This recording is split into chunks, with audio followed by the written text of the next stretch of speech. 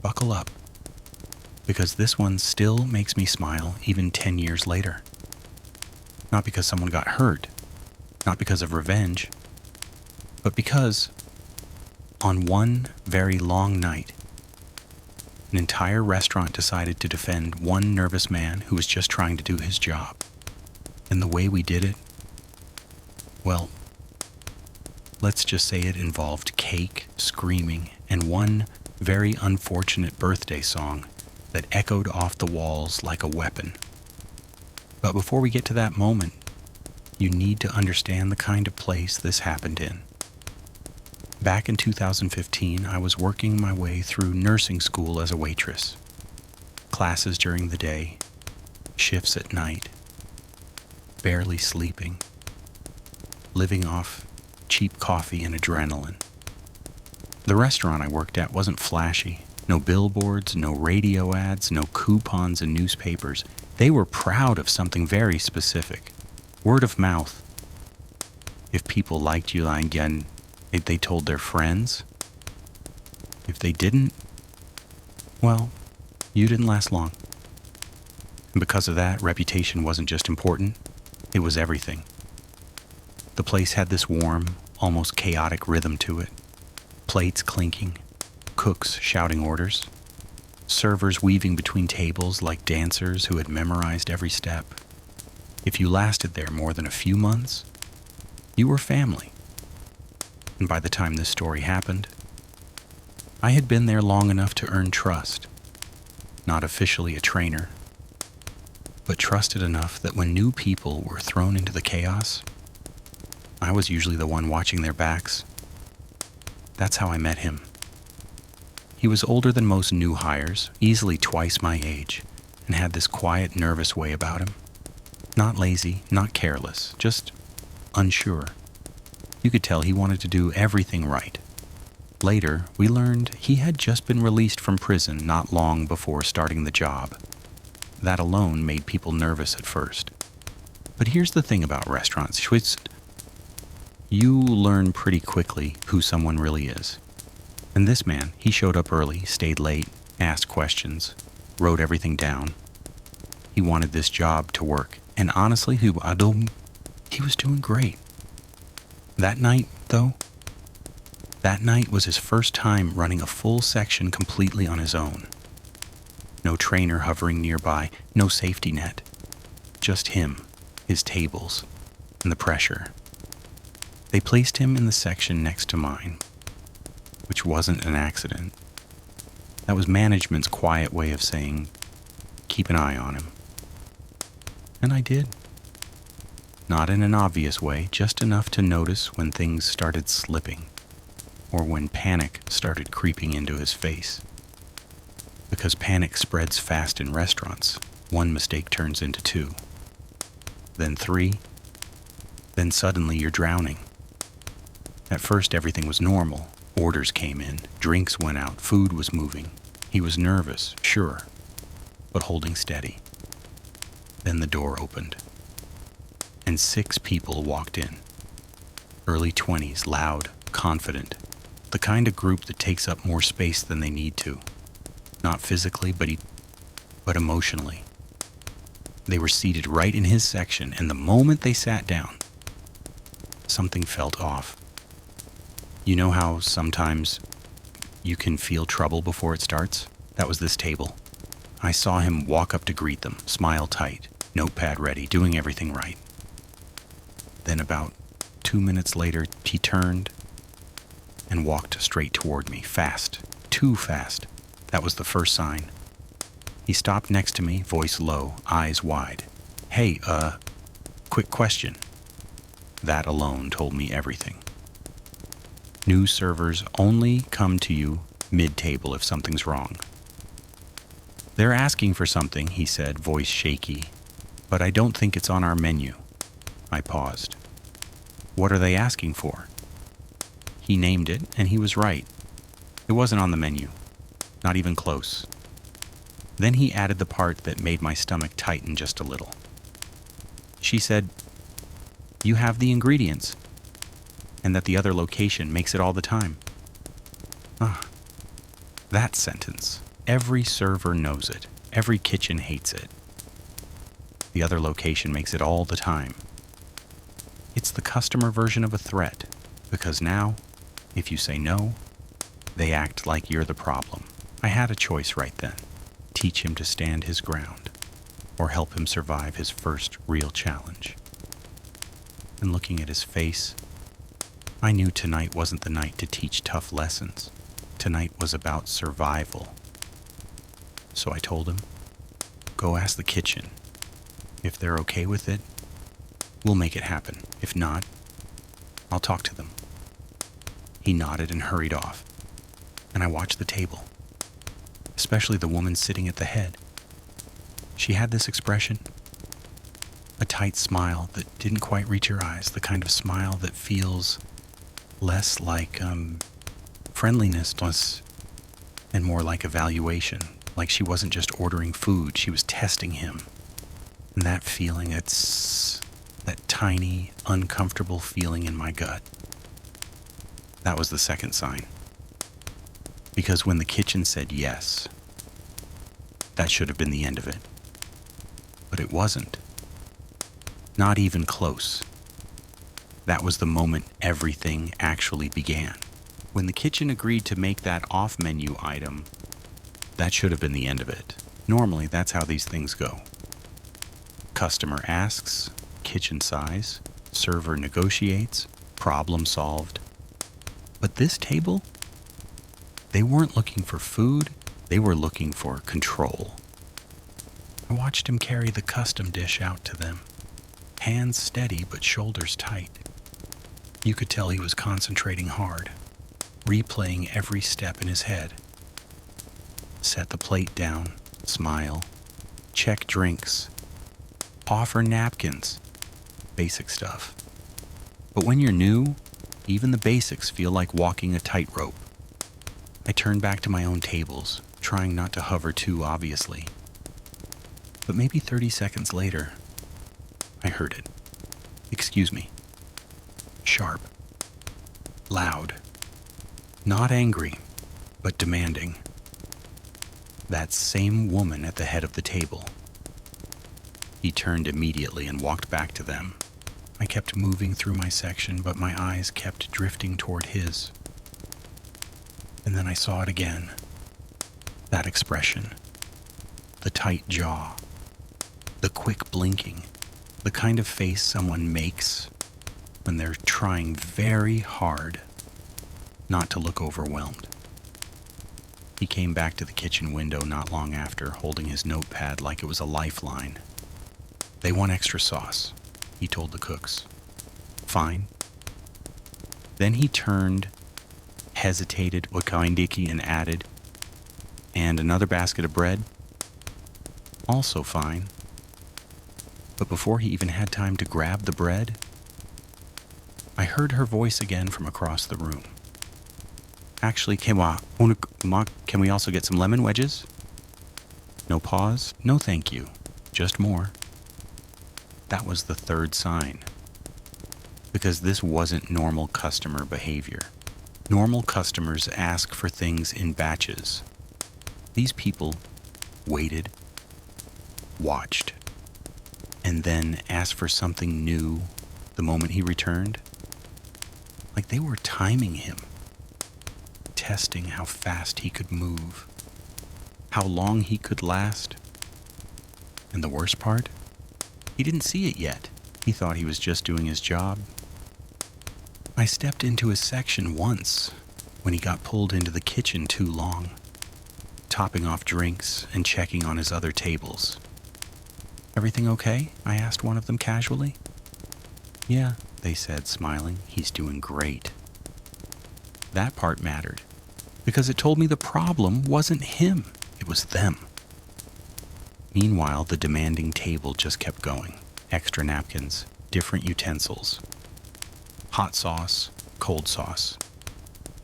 Another drink refill, one at a time. Always one at a time. Never all at once. Every single time he walked away, they called him back. And every time he came into the kitchen, He looked a little more exhausted. Not physically, emotionally, mentally, like his brain was running a marathon. At one point, he leaned against the counter for just a second, barely noticeable unless you were looking for it. "I can't keep up," he whispered. I stepped closer. "And you're doing fine," I told him quietly. "Am I?" he asked.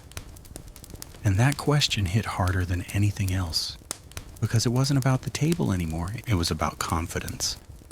And confidence, once it cracks, is hard to rebuild mid-shift. So I made a decision right then. I would shadow him. Not obviously, just enough to keep the rest of his section stable while he dealt with the storm at that one table. Every time he got pulled into their orbit, I slipped into his other tables, refilling drinks, clearing plates, dropping off checks. None of his other customers even noticed the switch. But he did. And every time he saw me helping, his shoulders dropped just a little, like someone had loosened a knot. Still, the storm kept growing. About halfway through their meal, things shifted. Up until then, they had been demanding, annoying, exhausting, but not openly cruel. That changed the moment the woman leaned back in her chair, crossed her arms, and said something loud enough for nearby tables to hear. "You know, this is taking way too long." Her tone wasn't frustrated. It was theatrical, designed to be heard. He froze, just for a second, then forced a smile. "I'm sorry about that," he said. "What can I get for you right now?" Right now. Not later, not eventually. Right now. It was the perfect response. Polite, professional. But she didn't want professionalism. She wanted reaction. She wanted weakness. "You can start by paying attention," she said. And a couple people at the table laughed. Not big laughs, small ones, sharp ones, the kind that cut deeper than shouting. That was the moment I stopped giving them the benefit of the doubt. This wasn't impatience.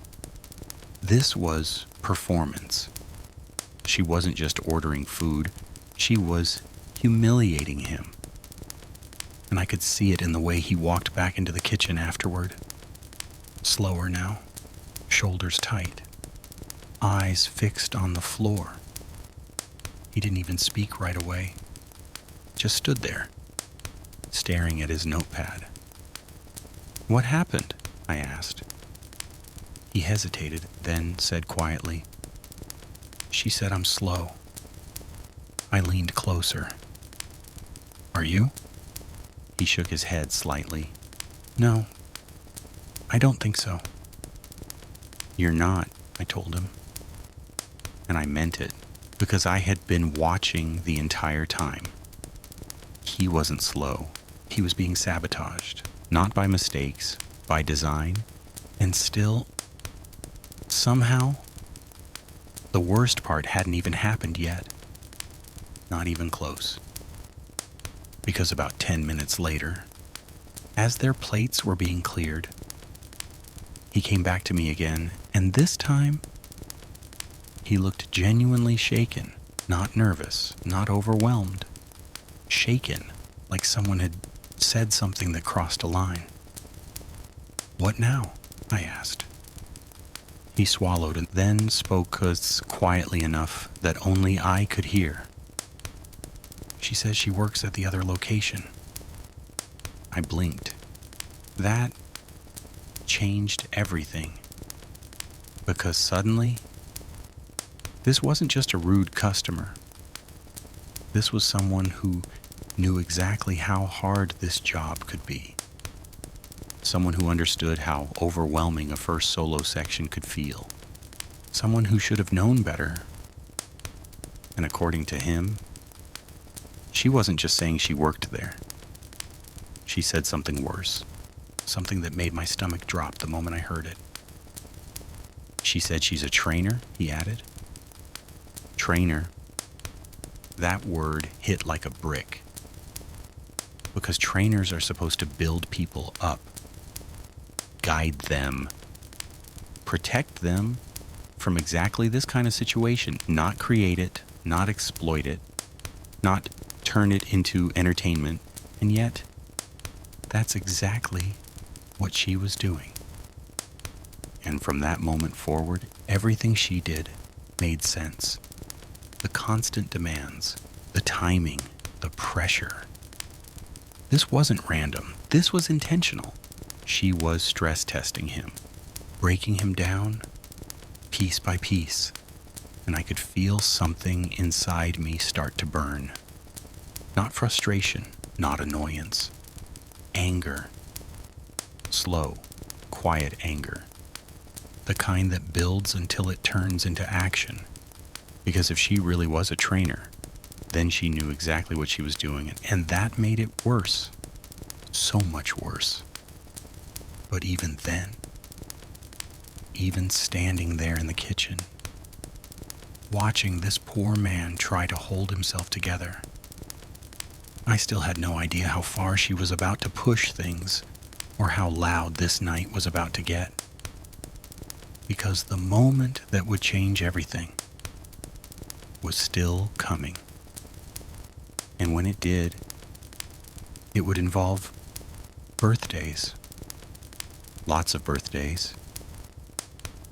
And one decision that turned an ordinary restaurant tradition into the loudest act of revenge I have ever witnessed. Once he told me she claimed to be a trainer, everything shifted in my mind. Before that moment, I'd assumed she was just another difficult customer, annoying, demanding, maybe even rude. But a trainer? That meant she understood exactly what she was doing. She knew how fragile confidence could be on a first solo night. She knew how quickly panic could spiral. She knew how easy it was to make a new server feel like they were drowning. And still, she kept pushing. That's what made it personal. Not just for him.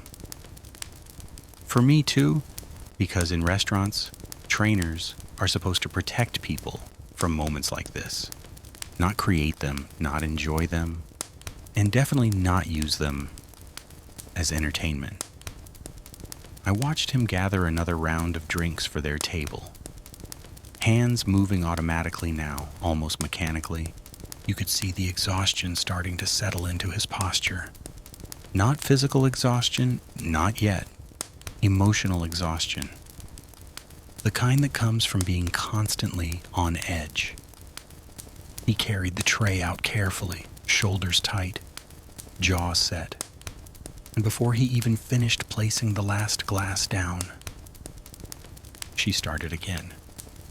"Oh, good," she said loudly. "You finally made it back." Not angry, not frustrated, mocking. There's a difference.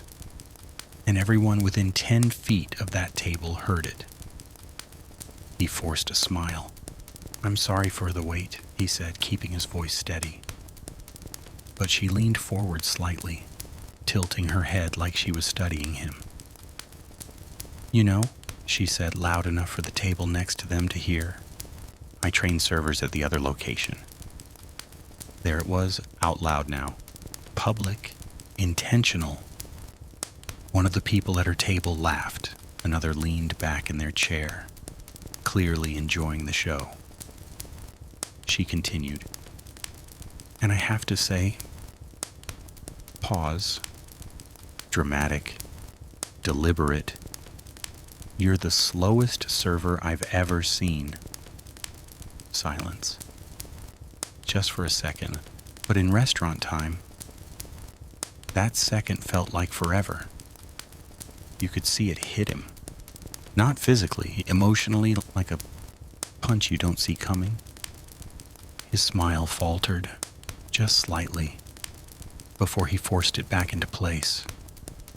"I'm sorry you feel that way," he replied quietly. Professional, controlled, exactly what he was supposed to say, but she wasn't finished.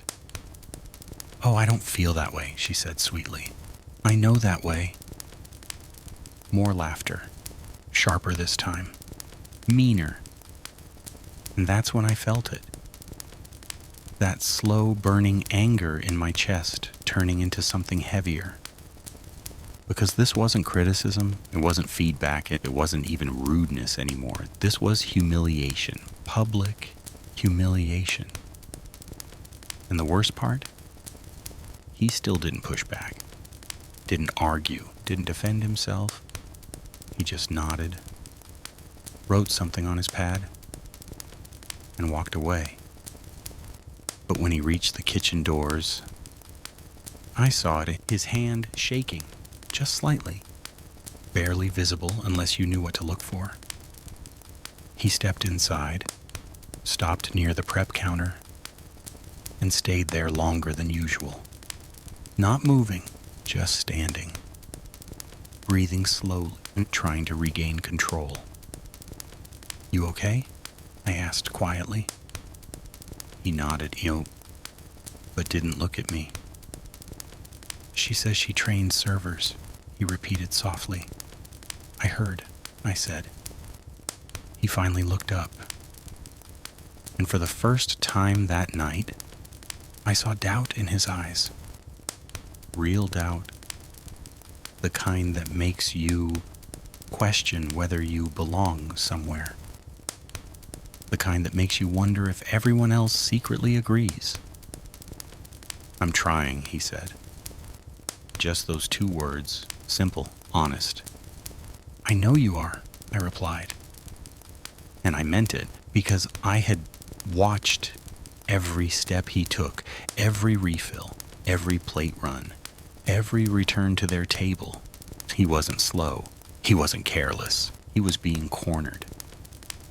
And she knew it. Then things got worse. Much worse. Because just as he started to collect their empty plates, she leaned back again and clapped her hands once. Not loudly, but sharply, enough to draw attention. "Hey," she called, "we have a birthday here." That wasn't unusual. Restaurants get birthdays all the time. But the way she said it, too casual, too convenient. Like it was part of a script. "Oh, really?" he said politely. "Whose birthday?" She pointed at the guy sitting across from her. "It's his." The guy gave a lazy smile, clearly enjoying himself. "All right," the server said. "Would you like a slice of cake?" "Oh, yes," she replied quickly. "Actually, pause. Slow smile. We have another birthday, too." She turned, pointing at someone else. And hers, the second person laughed. Not embarrassed, not surprised, just amused, like they were in on a joke. That's when my suspicion turned into certainty. This wasn't coincidence. This was set up. He nodded carefully, writing it down. "2 birthday cakes," he repeated. "Oh," she added casually, "and one more." Now the entire table was grinning, watching him, waiting, enjoying every second of confusion crossing his face. He froze, just slightly. "One more?" he asked. "Yes," she said, smiling wide now. 3 birthdays. 3. At one table, on the same night, at the same time. Possible? Sure. Likely? Not even close? And she knew it. More importantly, she knew he couldn't challenge it. Not without risking conflict. Not without risking embarrassment. Not without risking exactly what she wanted. So he nodded and wrote it down, and walked back into the kitchen, slower this time. He didn't speak right away, just leaned both hands against the counter, staring down at the paper in front of him.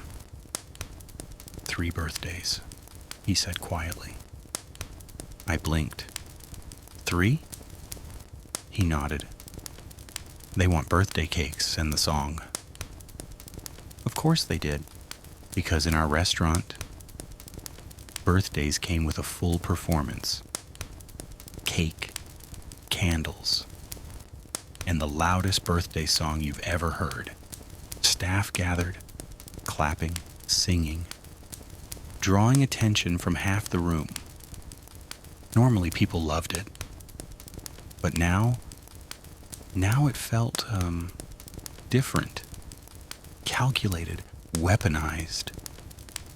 And that's when I started to realize something else, something bigger. This woman wasn't just humiliating him. She was escalating, testing limits, pushing boundaries.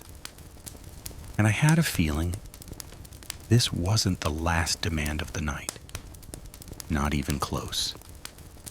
Because just as he turned to prepare the cakes, he stopped again, like he remembered something.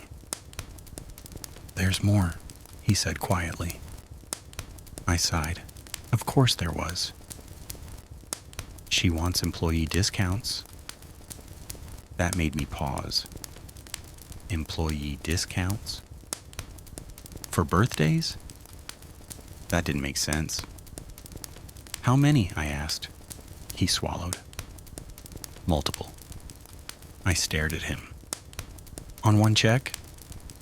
He nodded. That's when the pieces started falling into place. Because employee discounts couldn't be stacked. Every employee knew that.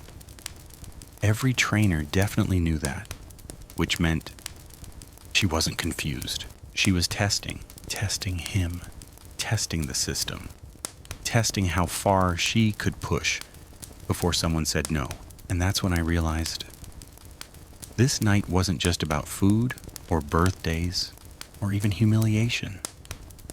This was about power, control, and showing off in front of her friends.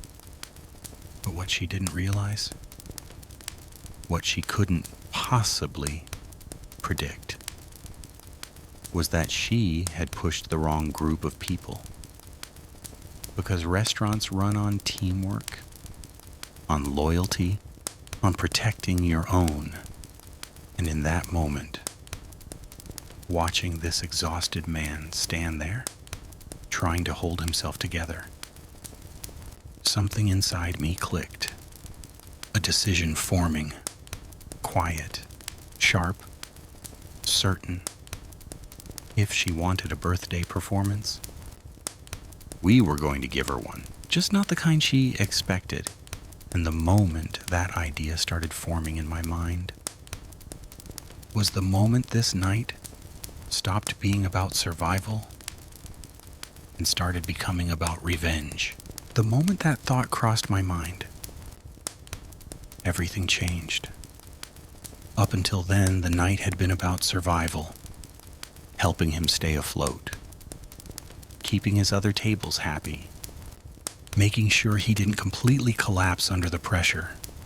But now it felt like something else entirely, because this woman, this so-called trainer, had crossed a line that nobody in this restaurant tolerated. Not arrogance, not impatience, not even rudeness. Cruelty, intentional cruelty. And once you saw it for what it was, you couldn't ignore it anymore. He stood there at the counter, still staring at the slip of paper in his hand, like it was written in another language. 3 birthdays, multiple employee discounts. A table that had been picking him apart piece by piece for nearly an hour. His shoulders were slumped now, lower than before, heavy, like every demand they made added another weight he had to carry. You okay? I asked again quietly. He nodded, but it was slower this time, less certain. They want the song right away, he added. Of course they did. Not later, not when it was convenient. Right now. That was her pattern. Constant pressure. No breathing room, no chance to recover. And I realized something in that moment. If we let this continue, she would leave that restaurant believing she was right, believing he was weak, believing she had proven her point. And that didn't sit well with me at all. So I leaned closer and lowered my voice. Start prepping the cakes, I told him, but don't take them out yet. He looked confused. Why? Because I'm going to talk to the manager. That made him freeze. Managers weren't called lightly, not for demanding tables, not for rude customers, not unless something serious was happening. You don't have to do that, he said quickly. That right there told me everything I needed to know about him. Still trying to protect the situation. Still trying not to cause trouble. Still blaming himself. Yes, I said firmly, I do. And before he could argue, I turned and walked toward the front. Now here's the thing about our managers. We were lucky. Really lucky. Most restaurant managers I've worked under were stressed, exhausted, and quick to side with customers just to avoid complaints. Not ours. Ours believed something different. They believed that if you took care of your staff would take care of the customers. And that philosophy showed every single night. So when I reached the front desk and saw our front-end manager standing there, I didn't hesitate. Hey, I said quietly. Got a minute? He glanced at my face and immediately knew something was wrong, and that's how it worked there. You didn't need long explanations, just tone, expression, energy.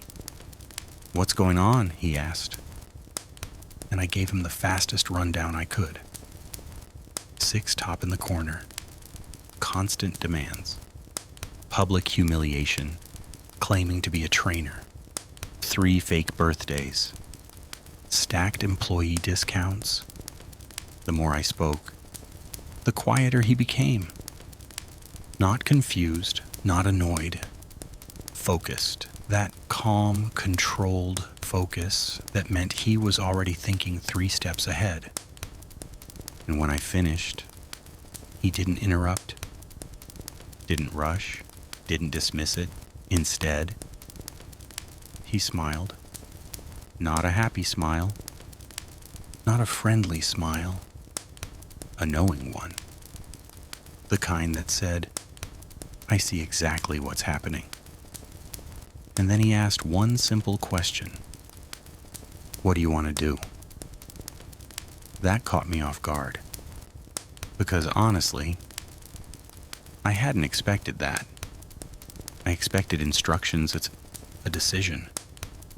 Maybe a warning to stay professional. Instead, he handed the choice to me, so I told him. I want to give them the birthday song, I said slowly. He raised an eyebrow. The biggest one we've ever done. And that's when his smile widened just slightly. Not dramatically, just enough to show he understood. You have permission, he said. Just like that.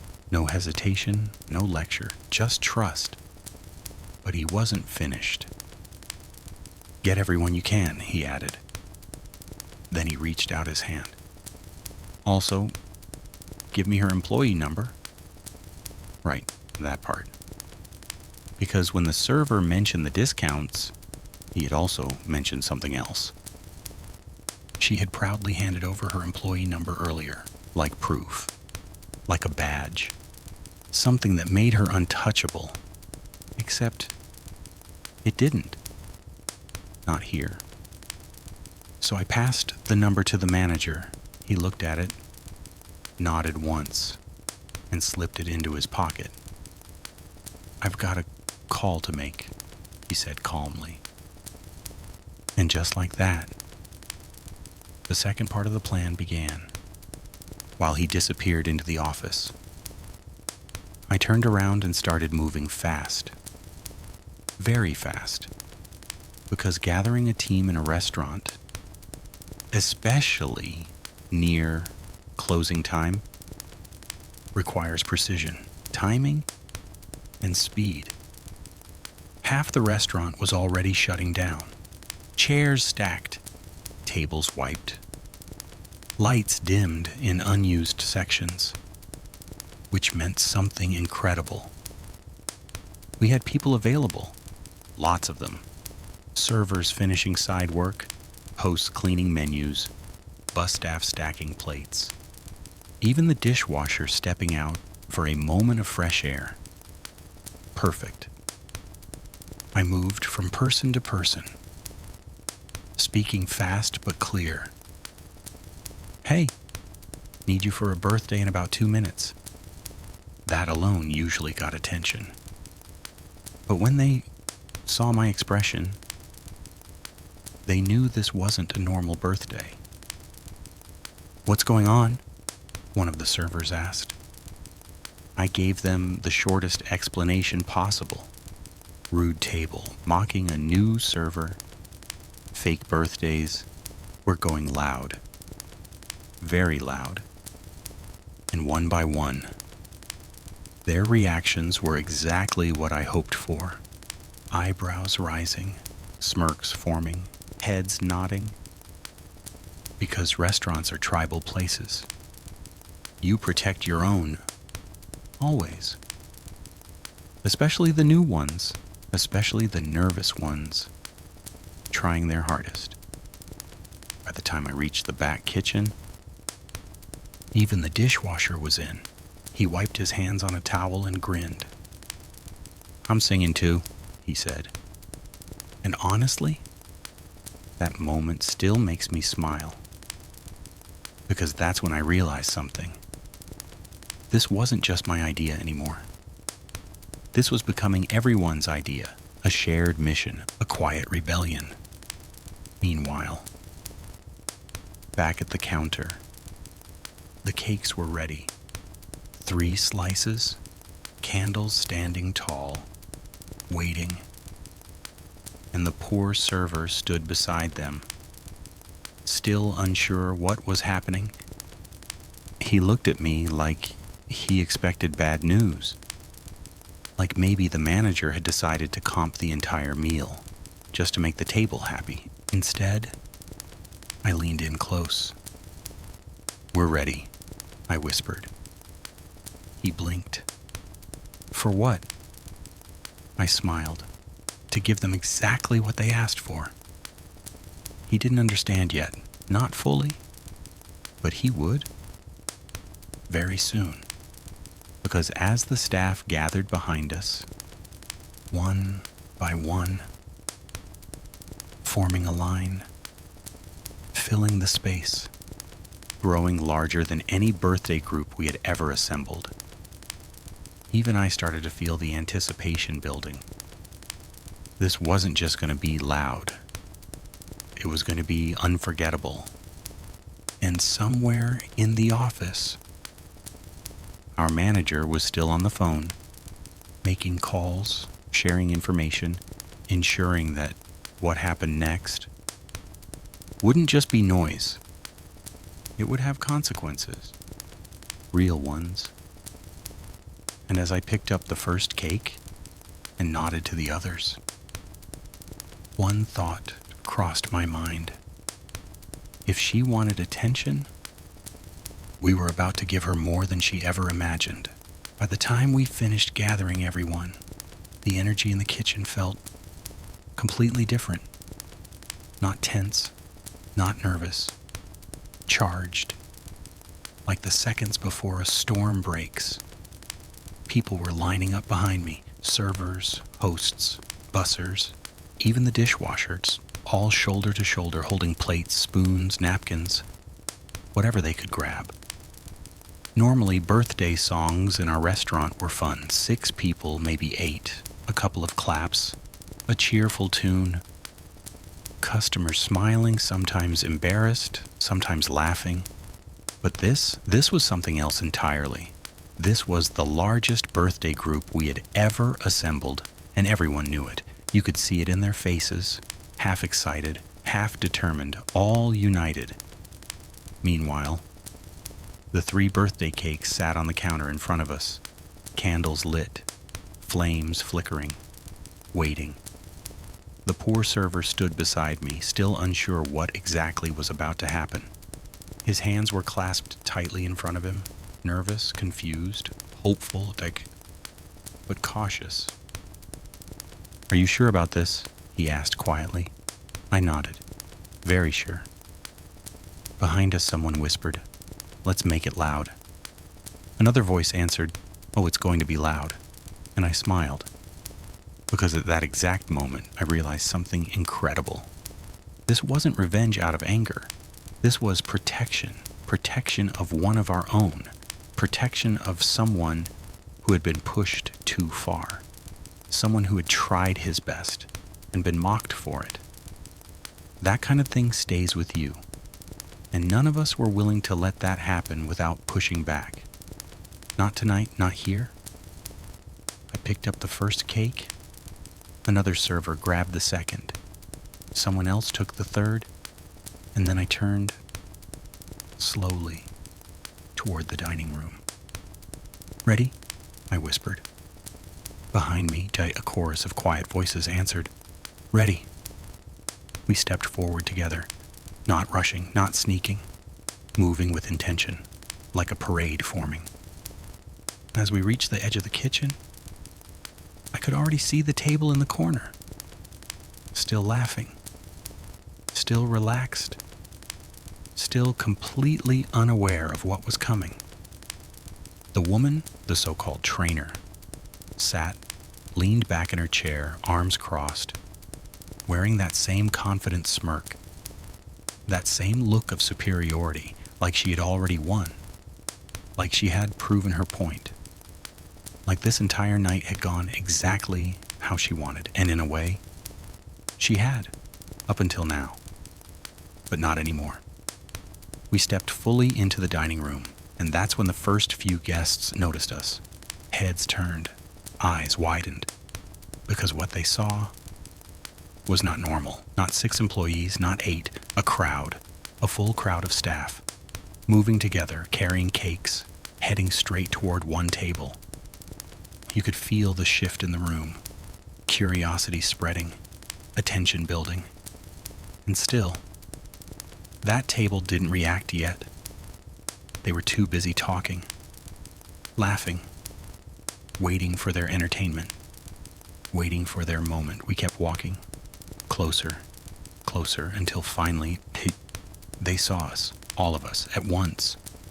And that's when her smile changed, just slightly, not gone, not yet, but uncertain. Because what she expected was a small group, a simple song, a normal performance, not this.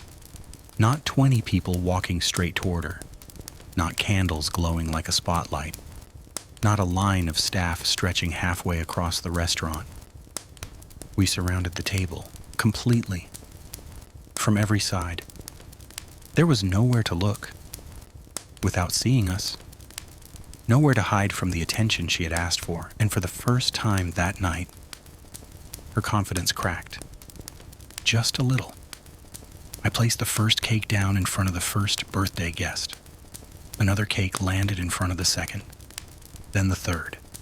3 candles, 3 slices, 3 reminders of the lie she had pushed. And then we began.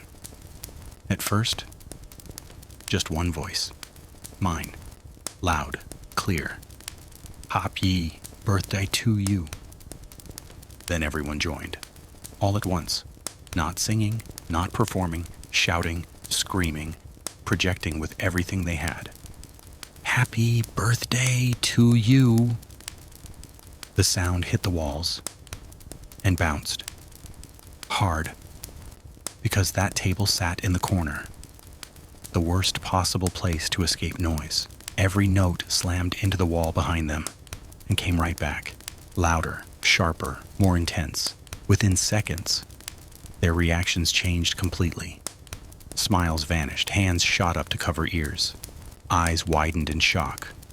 Not amusement, not enjoyment, shock, pure shock. We didn't stop, not for a second. We sang louder, clapped harder, stamped feet, every voice pushing as hard as possible. Happy birthday, dear friend. The woman at the head of the table flinched. Actually flinched, her confident posture collapsing inward as the noise surrounded her from every direction. She tried to laugh at first, tried to play it off, but it didn't work.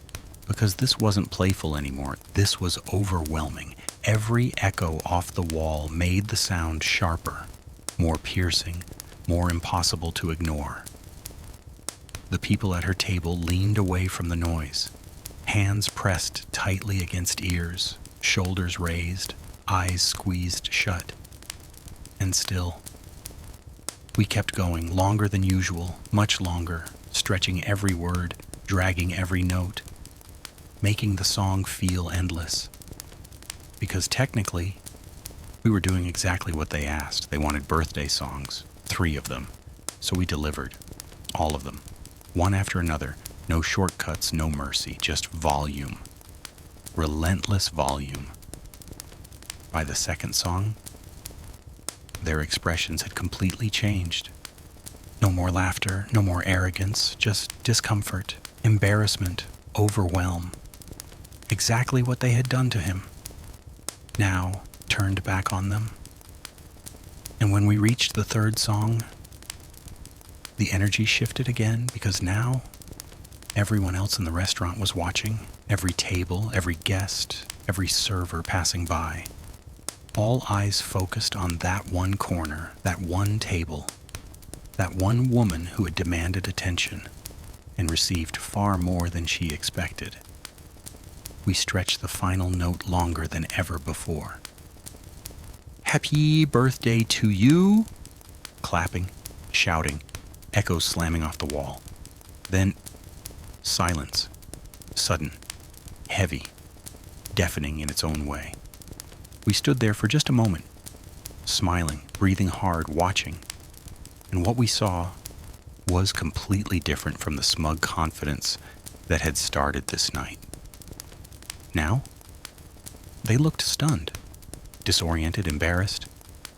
The woman, the trainer, Psyche, sat frozen, hands still near her ears, eyes wide, face flushed. And for the first time that entire evening, she didn't speak, didn't command, didn't mock. She just stared. Because the attention she demanded had finally arrived, in full force. And as we stepped back, one by one, returning to our positions, I caught a glimpse of something else happening across the room. Something just as important as the song itself. At the host stand, our manager stood waiting, holding a phone and looking directly at her. That was when the real consequences began. When the final note finally faded, a strange silence settled over the restaurant. Not the kind of silence that follows laughter, but the heavy kind. The kind that feels like the air itself is waiting to see what happens next. For several long seconds, no one at that table moved. They just sat there, stunned, hands still near their ears, faces flushed from the sudden wall of sound that had surrounded them. One by one, we began stepping away from the table, returning to our positions as if nothing unusual had just happened. We kept our expressions calm and professional, but there was an energy moving quietly between us. Small glances, quick half smiles, the silent understanding that we had just stood together for one of our own. No one said anything out loud, but everyone knew exactly why we had done it. I kept watching that table from the corner of my eye as I picked up a tray and pretended to reorganize glasses near the service station. The woman who had spent the entire night mocking him looked completely different now. The confident posture she had carried for the last hour was gone. Her shoulders were tense, her jaw tight, and the smug expression that once sat on her face had vanished completely. Her friends weren't laughing anymore either.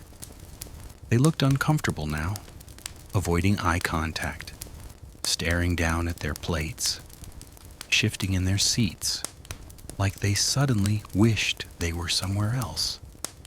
The mood at that table had changed in an instant.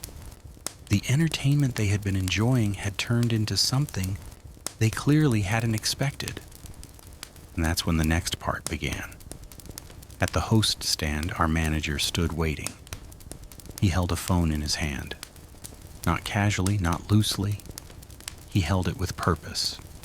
And he was looking directly at her. Not angry, not shouting, just steady, focused, calm in that very specific way that makes you realize someone has already made their decision. He lifted his hand slightly and motioned for her to come over. At first, she hesitated. She glanced around the table, then back at him as if hoping he was calling someone else. But he didn't look away. He didn't repeat himself. He just stood there, waiting. Eventually, she pushed her chair back and stood up. The movement was slower than before, less confident than the way she had carried herself all evening. She walked toward the front of the restaurant, her posture stiff, her expression uncertain. I noticed how her friends stayed behind, not following, not offering support. Suddenly, she was alone. When she reached the host stand, the manager extended the phone toward her. "You need to take this," he said calmly. She frowned slightly, confusion flickering across her face. "Who is it?" she asked. "You'll want to hear this," he replied. There was something about his tone, steady, controlled, that made it clear this wasn't optional. She slowly took the phone, and the moment she pressed it to her ear, everything changed. At first, her expression stayed neutral, listening, processing. Then her eyebrows lifted. Her eyes widened slightly, and within seconds, the color began draining from her face. Even from across the room, you could tell the voice on the other end wasn't friendly. Later, we learned exactly what had happened. While we were gathering for the birthday songs, our manager had stepped into the office and called the other location, the one she claimed to work at. He didn't just leave a message. He asked to speak directly to their manager. And when that manager answered, he calmly explained everything that had happened. The mocking, the humiliation, the fake birthdays, the abuse of employee privileges. He gave them her employee number, every detail, every behavior, everything. Back at the host stand, she stood frozen, gripping the phone tightly. Her shoulders were rigid now, her head slightly bowed as she listened. The longer the call continued, the worse her expression became. Then came the moment none of us expected. Her eyes filled with tears. Not dramatic sobbing, not loud crying, just silent tears forming and spilling over before she could stop them. She turned slightly away from the room, trying to hide her face, but it was too late. The damage had already been done. The confidence she had carried all night had completely disappeared. I didn't mean it like that," she said into the phone, her voice shaking. Even from where I stood, I could hear the panic creeping into her words. "It wasn't that serious," she added quickly. Pause. Listening again. Her posture sank lower. "I was just joking," she said, almost pleading now. Another pause. Longer this time. Whatever the person on the other end was saying, it clearly wasn't good news. She nodded once, even though they couldn't see her, like she was trying to agree to anything that might fix the situation. "Please," she said quietly. "I need this job." That was the moment everything truly shifted, because up until then, she had treated the night like a game, like entertainment, like something harmless. But now it had consequences. Real consequences. Eventually, she handed the phone back to our manager with trembling fingers. She didn't say anything to him, didn't argue, didn't protest. She simply turned and walked back to the table. The difference in her posture was shocking. Gone was the confident leader. Gone was the smug trainer. What returned to that table was someone quiet, shaken, and very aware that the situation had slipped completely out of her control. A few minutes later, the check was delivered. No employee discount. Not one. Not even a single percentage taken off. She didn't argue about it, didn't question it, didn't demand an explanation. She simply stared at the total for a moment, then reached into her bag and pulled out her card. The rest of the table stayed silent. No jokes, no laughter, no commentary. Just quiet discomfort filling the space where arrogance had once lived. When they finally stood to leave, the mood in the room shifted again. Not dramatically, but noticeably. People watched them go. Not openly staring, but aware. Curious. Observing the aftermath of something they had partially witnessed. As they walked past the host stand, the woman avoided eye contact with everyone. Her shoulders were hunched slightly now, her steps quick, as if she wanted to disappear as fast as possible. And then they were gone. Just like that. The door closed behind them, and the tension that had filled the room for nearly 2 hours finally lifted. For a moment, everything felt quiet again. Then someone in the kitchen let out a small laugh. Another joined. Then another. Not mocking, not cruel, relieved, proud. Because we had done something rare that night. We had stood together, not out of revenge, but out of loyalty, out of respect, out of the understanding that no one deserves to be humiliated simply for trying their best. I looked over at the server, the one who had endured all of it. He stood near the counter, staring at the door where the group had just left, still processing, still catching up to everything that had happened. Then he turned toward me, and for the first time that entire night, he smiled. Not a nervous smile, not a forced one, a real one. "Thank you," he said quietly. Just 2 words, but they carried more weight than anything else that had happened that night. Because sometimes, the biggest victories aren't loud, they aren't dramatic. They're quiet moments, and when someone realizes they weren't alone.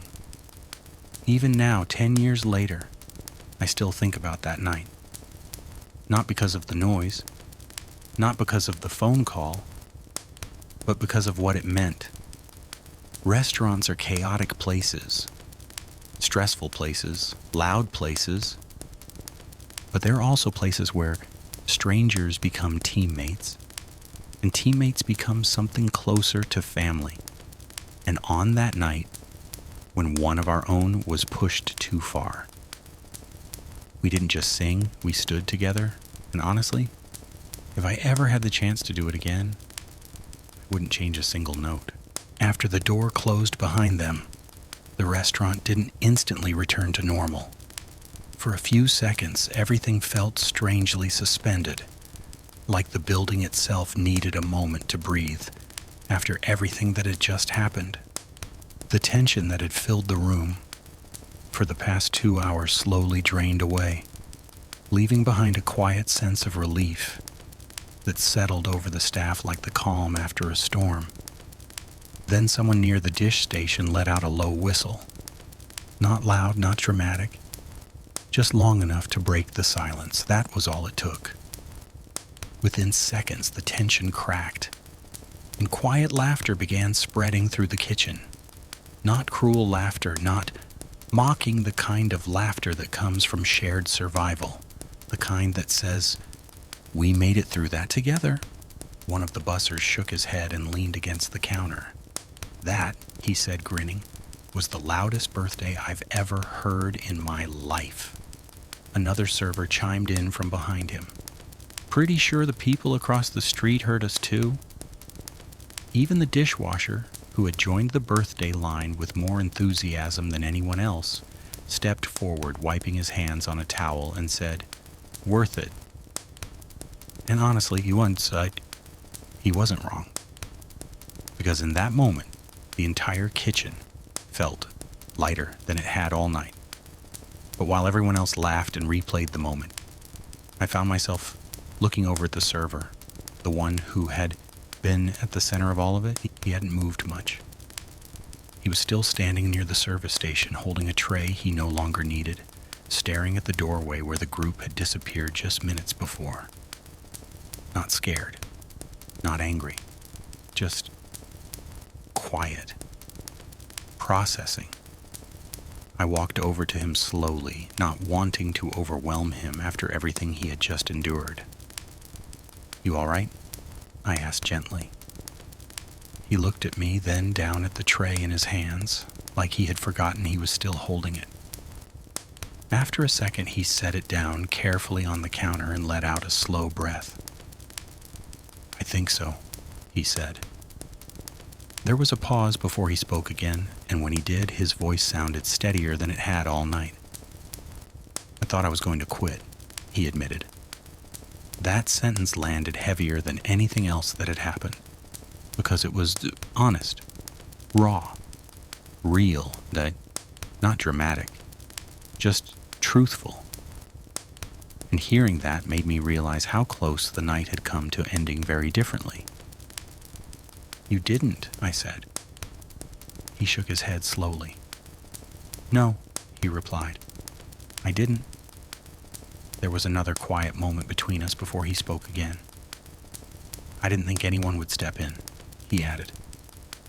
That part stuck with me, because it said everything about how alone he had felt at that table, how isolated, how convinced he was that he just had to endure it and hope it ended. "You're not alone here," I told him. And that wasn't just something nice to say, that was the truth. Because in restaurants like ours, survival depended on teamwork, on trust, on knowing that when things got overwhelming, someone would step in before you sank. A few minutes later, our manager walked back into the kitchen from the office. The room quieted slightly as people noticed him. Not because they were nervous, but because everyone wanted to know the same thing. What happened on the other end of that phone call? He didn't rush, didn't make a big show of it. He simply walked to the counter, picked up a glass of water, and took a slow sip before speaking. "Well," he said calmly, "that was an interesting conversation. That was enough to pull everyone's attention toward him." Someone near the back asked, "Did they know who she was?" He nodded once. "Oh, they knew," he replied. And there was a small pause before he continued. "And they were not happy." A few people exchanged glances, curious but cautious not to push too far. He set the glass down and leaned lightly against the counter.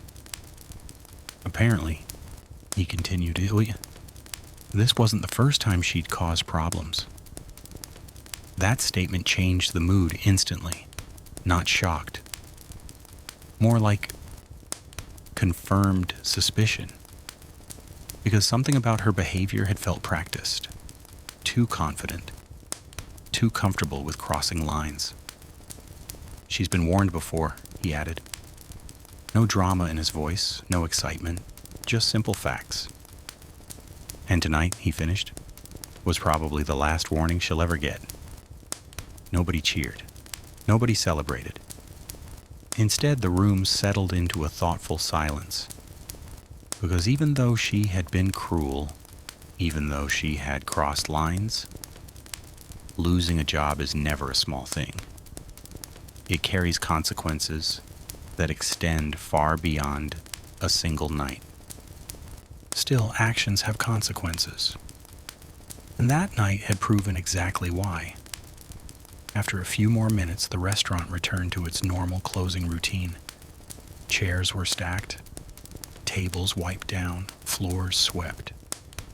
The familiar rhythm of end-of-night cleanup took over, grounding everyone back into routine. But the energy felt different now, stronger, more connected. Like the team had just passed through something together and come out tighter on the other side. At one point, while rolling silverware near the back counter, I noticed the server laughing with one of the cooks. Not nervously, not awkwardly, actually laughing. That alone made the entire night worth it. Because earlier he had looked ready to walk out the door and never come back. Now he looked like he belonged.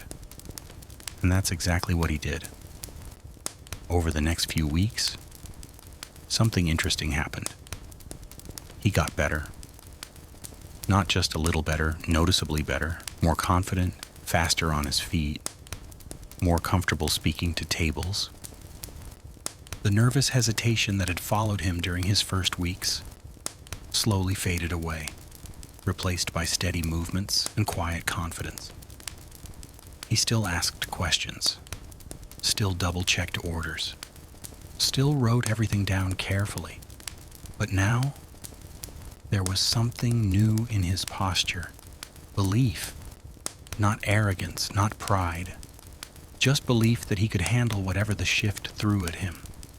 And months later, he wasn't the nervous new guy anymore. He was the one helping newer hires, the one stepping in when someone else looked overwhelmed, the one saying, "You're doing fine," the same way I had told him that night. Watching that transformation felt better than any loud moment from the birthday songs. Because noise fades, embarrassment fades, but confidence stays. Even now, years later, I still think about that night sometimes. Not because it was dramatic, not because it was loud, but because it reminded me of something important. Workplaces can be brutal. Customers can be cruel. People can push boundaries in ways you never expect. But every once in a while, you get to see what happens when people stand together instead of stepping aside. When they protect someone who's struggling, when they refuse to let cruelty go unanswered. That night didn't just change how that server saw himself, it changed how all of us saw each other. We weren't just co-workers, we weren't just people clocking in and out, we were a team, and sometimes that makes all the difference.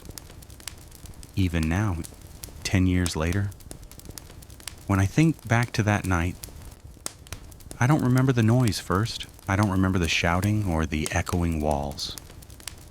What I remember most is the look on his face when he realized he wasn't alone. That quiet moment, that simple smile, that small spark of confidence returning after being pushed to the edge. Because in the end, the loudest thing that happened that night wasn't the birthday song. It was the message behind it. You don't get to tear people down just because you think you can. Not here. Not when we're standing together. And honestly, that lesson still makes me smile to this day. After the door closed behind them, the restaurant didn't instantly return to normal.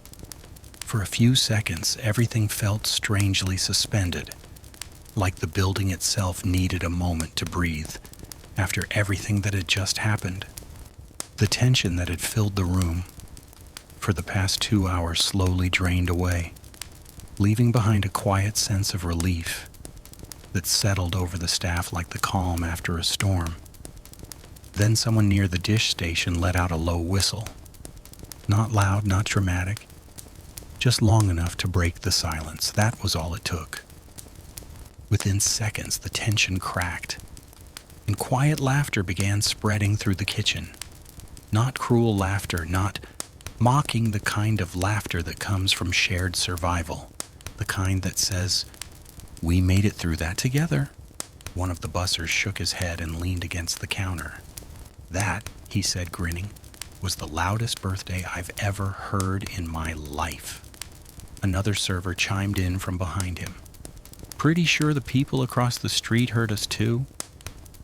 Even the dishwasher, who had joined the birthday line with more enthusiasm than anyone else, stepped forward, wiping his hands on a towel, and said, "Worth it." And honestly, he wasn't wrong. Because in that moment, the entire kitchen felt lighter than it had all night. But while everyone else laughed and replayed the moment, I found myself looking over at the server, the one who had been at the center of all of it. He hadn't moved much. He was still standing near the service station, holding a tray he no longer needed, staring at the doorway where the group had disappeared just minutes before. Not scared, not angry, just quiet, processing. I walked over to him slowly, not wanting to overwhelm him after everything he had just endured. "You all right?" I asked gently. He looked at me, then down at the tray in his hands, like he had forgotten he was still holding it. After a second, he set it down carefully on the counter and let out a slow breath. "I think so," he said. There was a pause before he spoke again, and when he did, his voice sounded steadier than it had all night. "I thought I was going to quit," he admitted. That sentence landed heavier than anything else that had happened, because it was honest, raw, real, not dramatic, just truthful. And hearing that made me realize how close the night had come to ending very differently. "You didn't," I said. He shook his head slowly. "No," he replied. "I didn't." There was another quiet moment between us before he spoke again. "I didn't think anyone would step in," he added.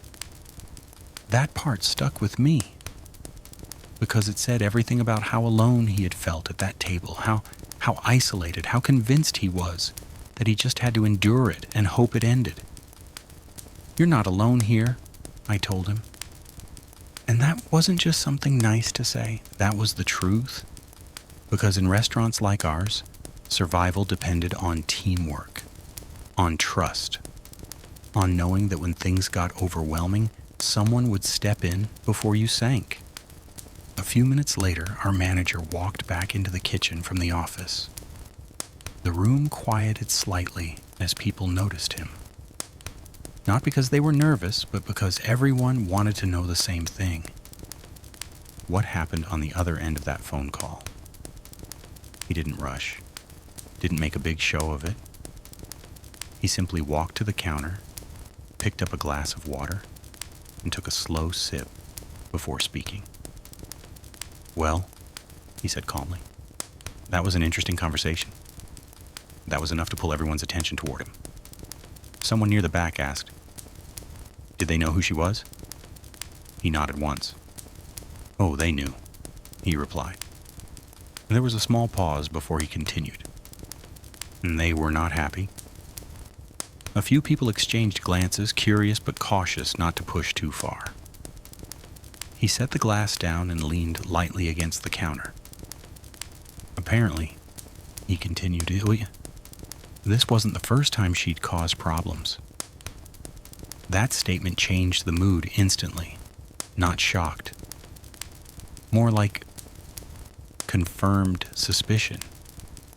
Because something about her behavior had felt practiced, too confident, too comfortable with crossing lines. "She's been warned before," he added.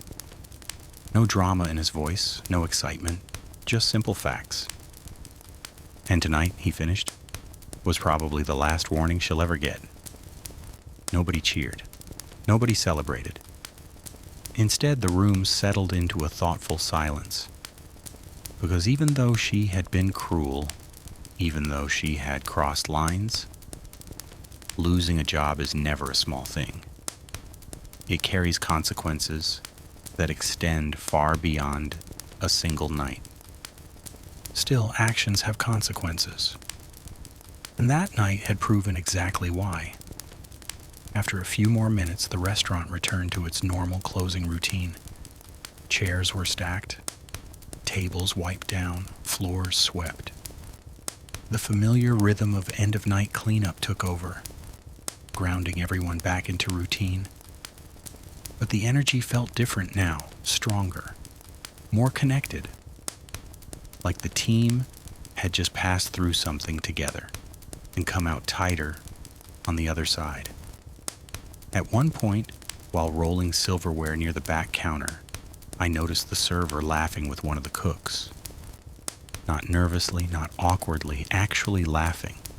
That alone made the entire night worth it. Because earlier he had looked ready to walk out the door and never come back. Now he looked like he belonged. And that's exactly what he did. Over the next few weeks, something interesting happened. He got better. Not just a little better, noticeably better, more confident, faster on his feet, more comfortable speaking to tables. The nervous hesitation that had followed him during his first weeks slowly faded away, replaced by steady movements and quiet confidence. He still asked questions, still double-checked orders, still wrote everything down carefully. But now, there was something new in his posture. Belief, not arrogance, not pride. Just belief that he could handle whatever the shift threw at him. And months later, he wasn't the nervous new guy anymore. He was the one helping newer hires, the one stepping in when someone else looked overwhelmed, the one saying, "You're doing fine," the same way I had told him that night. Watching that transformation felt better than any loud moment from the birthday songs.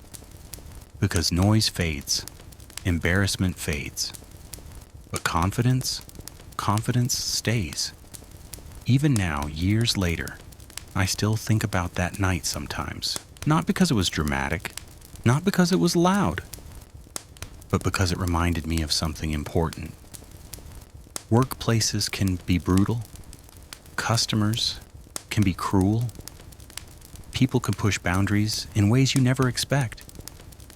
But every once in a while, you get to see what happens when people stand together instead of stepping aside. When they protect someone who's struggling, when they refuse to let cruelty go unanswered. That night didn't just change how that server saw himself. It changed how all of us saw each other. We weren't just co-workers. We weren't just people clocking in and out. We were a team. And sometimes that makes all the difference. Even now, 10 years later, when I think back to that night, I don't remember the noise first. I don't remember the shouting or the echoing walls. What I remember most is the look on his face when he realized he wasn't alone.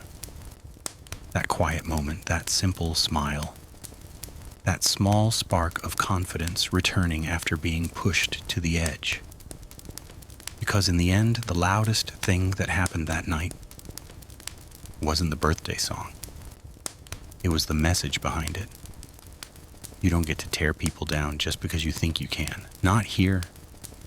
Not when we're standing together. And honestly, that lesson still makes me smile to this day.